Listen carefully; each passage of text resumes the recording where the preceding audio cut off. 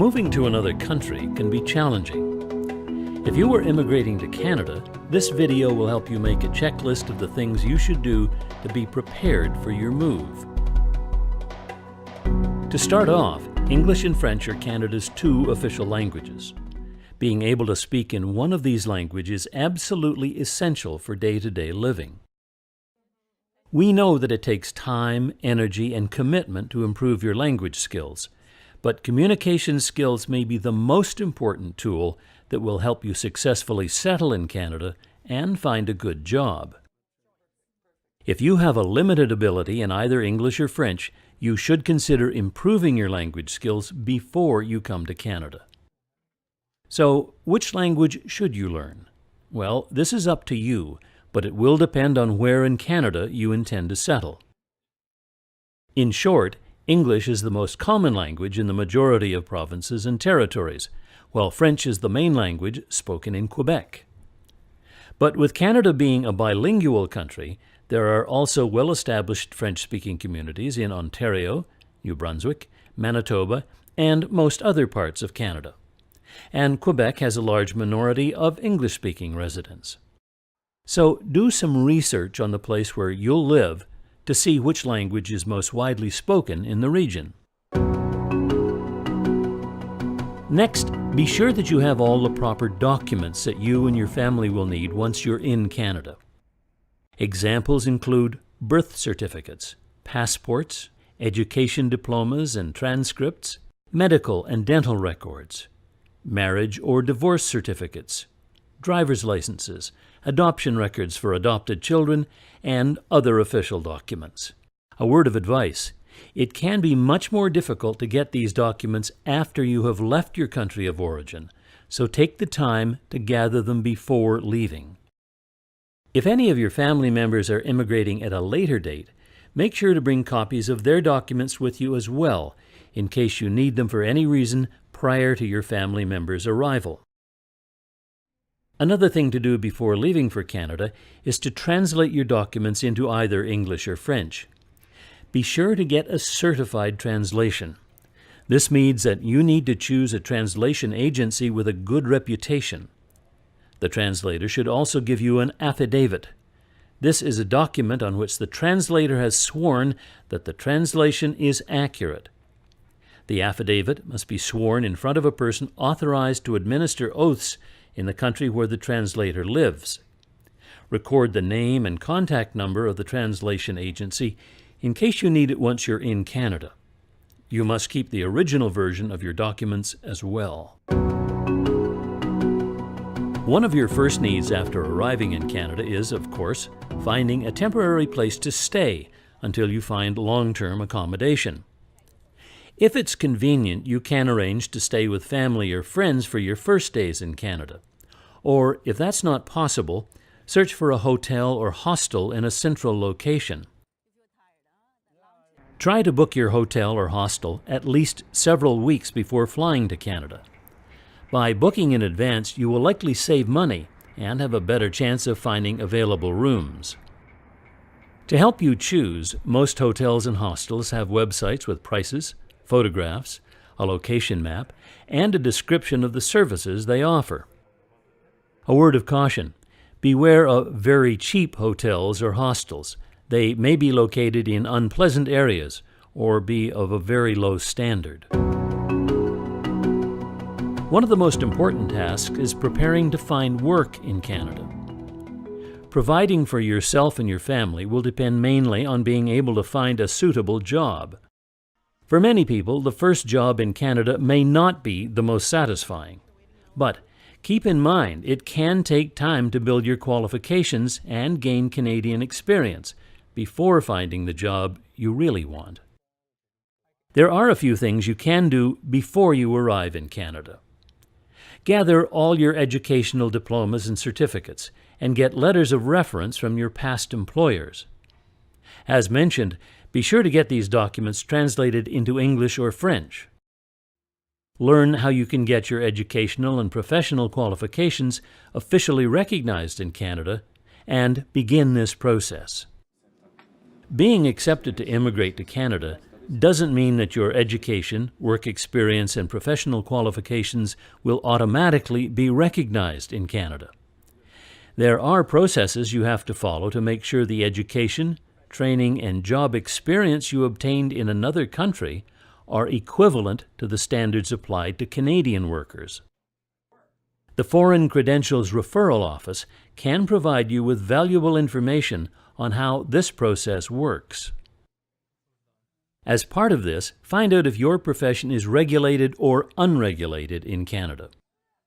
Regulated occupations, in fields like healthcare, engineering, skilled trades, and others, have set standards for how the profession is practiced, and they require a certificate or license. Standards can be different across Canada. Most jobs in Canada are non-regulated occupations, which don't require a license or certificate. In these professions, requirements vary between employers, so always be ready to show you have the education or experience to do the job. Knowing which category your profession falls into will help you determine the requirements for your occupation in the province or territory where you'll live. Lastly, take some time to learn about searching and applying for jobs in Canada. There are many job search websites in Canada you can use, including the Working in Canada website. If you need to return to school or have school-aged children, do some research on the education system before coming to Canada. Throughout Canada, education is the responsibility of each province or territory, and the various English and French language school boards are publicly funded. There are different schools for children of different ages, but all boys and girls must attend school between the ages of 5 or 6 and 16 or 18, depending on where you will live. There may also be private or religious schools in the area where you'll settle, and the same rules apply, but these schools could be outside the public system. For the most part, the educational systems are similar across the country, but there are some differences between provinces and territories.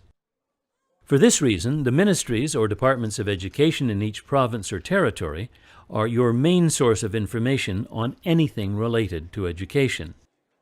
They all have websites which you can visit to learn about the system before you arrive in Canada. At the very least, take note of the deadlines for applying and registering at schools, colleges, and universities so that you're ready once you arrive. This will make sure you don't miss important dates. Another step you can take to prepare for your arrival in Canada is to buy private health insurance.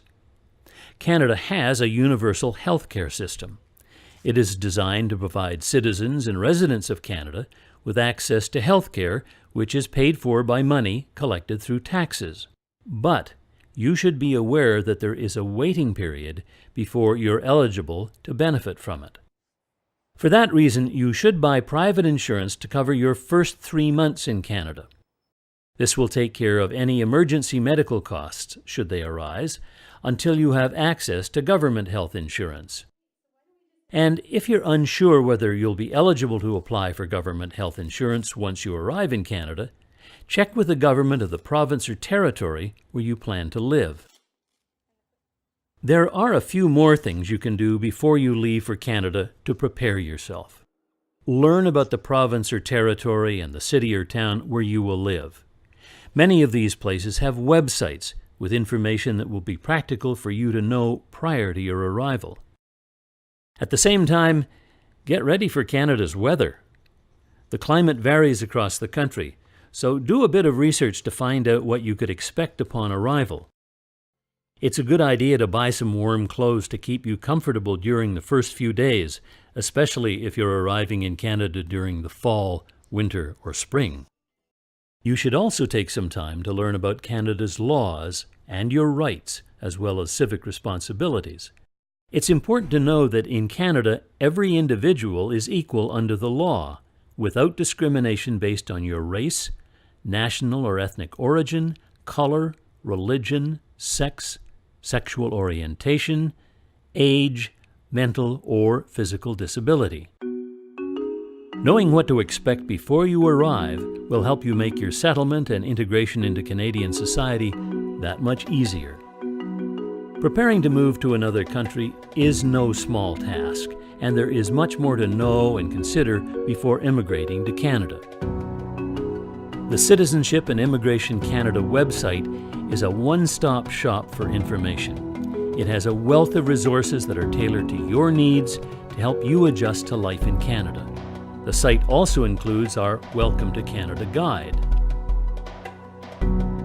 For links to everything mentioned in this video and more, visit immigration.gc.ca/settlement.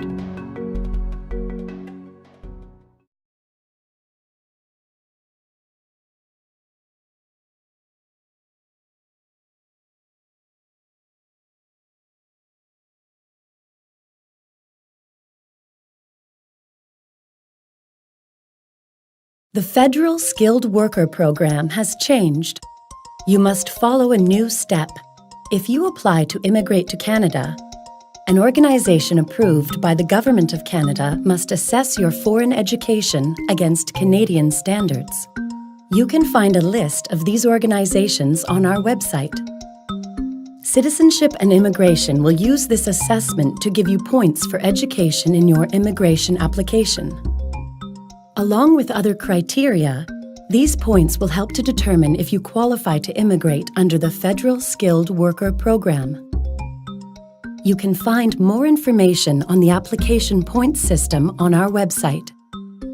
Your assessment will show how your foreign education compares to a Canadian education. Here is what you have to do. Go to our website, type Educational Credential Assessment, or ECA, in the search box. You will find a list of approved organizations to choose from. There might be a professional organization specific to your intended occupation. If there is, you must choose it. If there isn't, choose from one of the general organizations listed. Check the organization's website. This website will tell you what documents you must provide to have your education assessed. It will also tell you the cost of this assessment and how long it will take. The organization will send you an original Educational Credential Assessment, or ECA, report. Your report must show that your foreign education is equivalent to a completed Canadian education in order to apply. Points will be awarded according to how your education compares to a completed Canadian program of study. You must include this report in your immigration application. Please keep in mind that your assessment is for application purposes only. Your assessment does not guarantee a job in your skills area or at your level of experience. Also, if you intend to work in a profession that requires a license in Canada, you will still need to apply for that license. A few examples of such professions include engineering, teaching, or dentistry. Do you have questions? Our website has answers. Type ECA in the search box to find the list of approved Educational Credential Assessment organizations and to get help choosing an approved organization. You will also find answers to common questions about this new requirement and more details about the Federal Skilled Worker Program.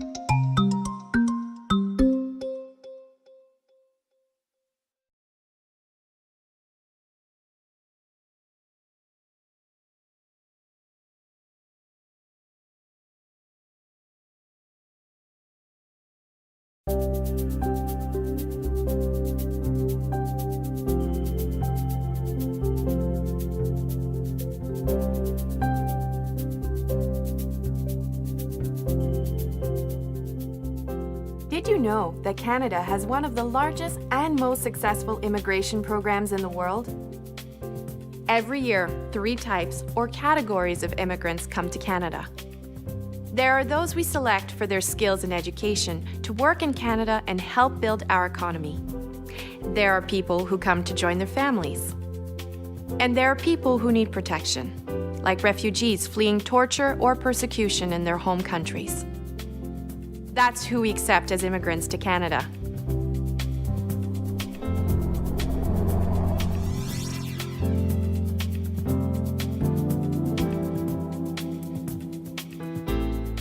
The number we accept every year depends on several things. What kinds of workers will help our economy grow?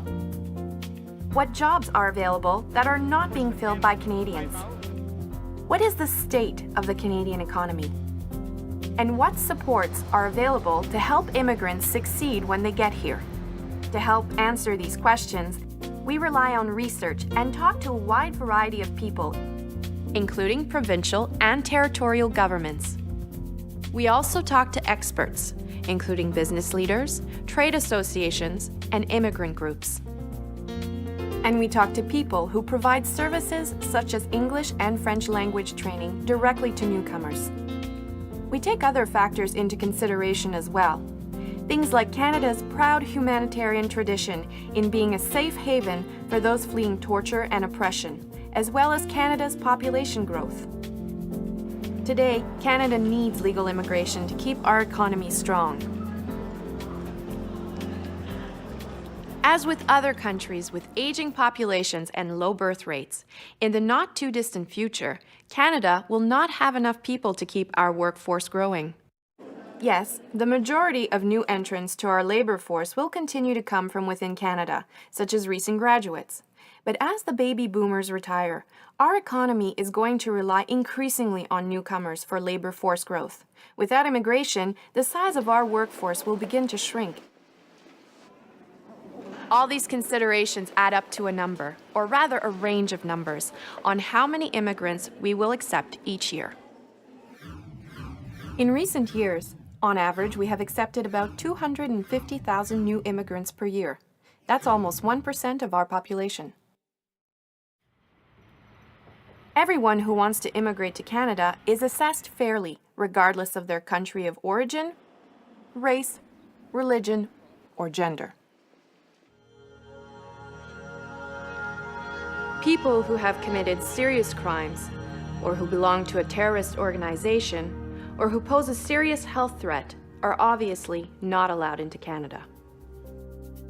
All immigration applications are considered on a case-by-case basis, on the specific facts presented by the applicant in each case. Let's take a look at those numbers again. If we break them down a little more, almost 2/3 of immigrants who come to Canada each year are economic immigrants and their dependents. Economic immigrants are chosen because of what they can contribute to the Canadian economy.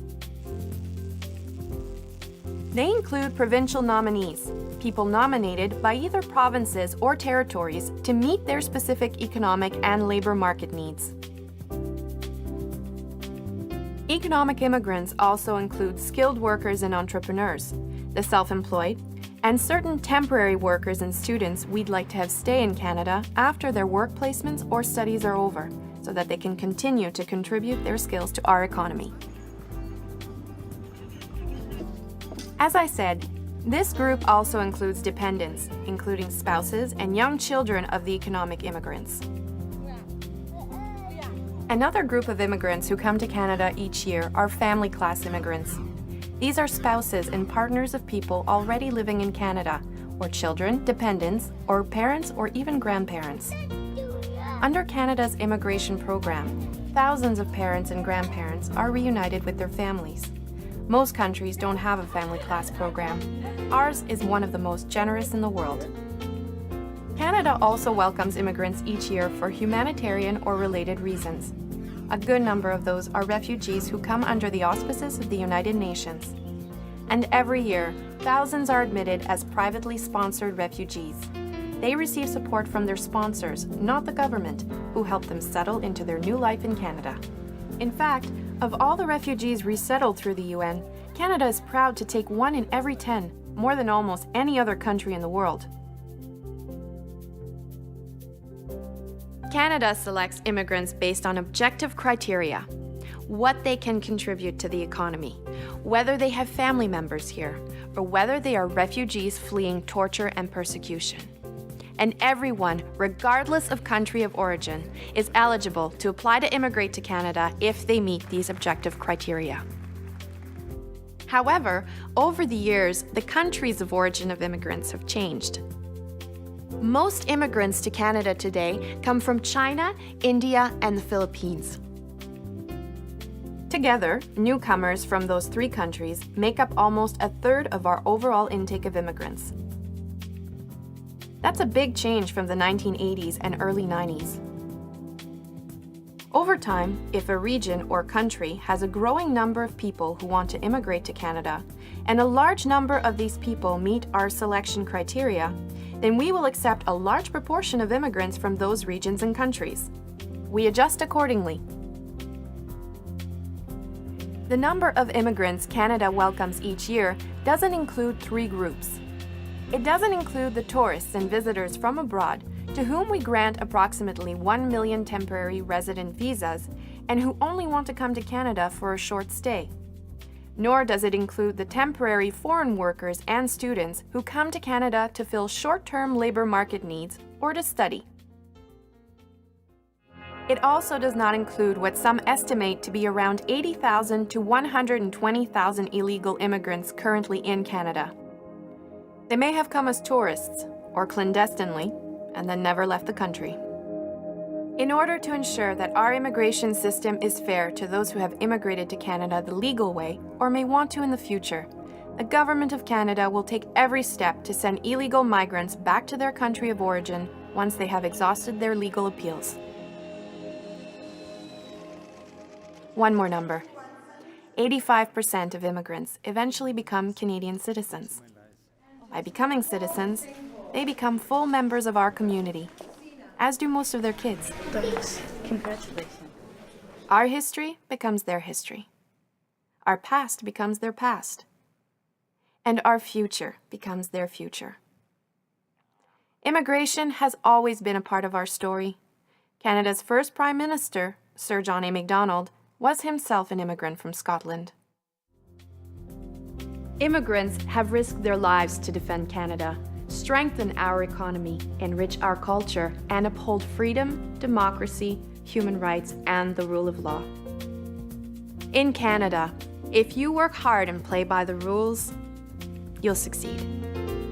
That's why Canada is a great country to live in. Immigrants are helping to keep it that way.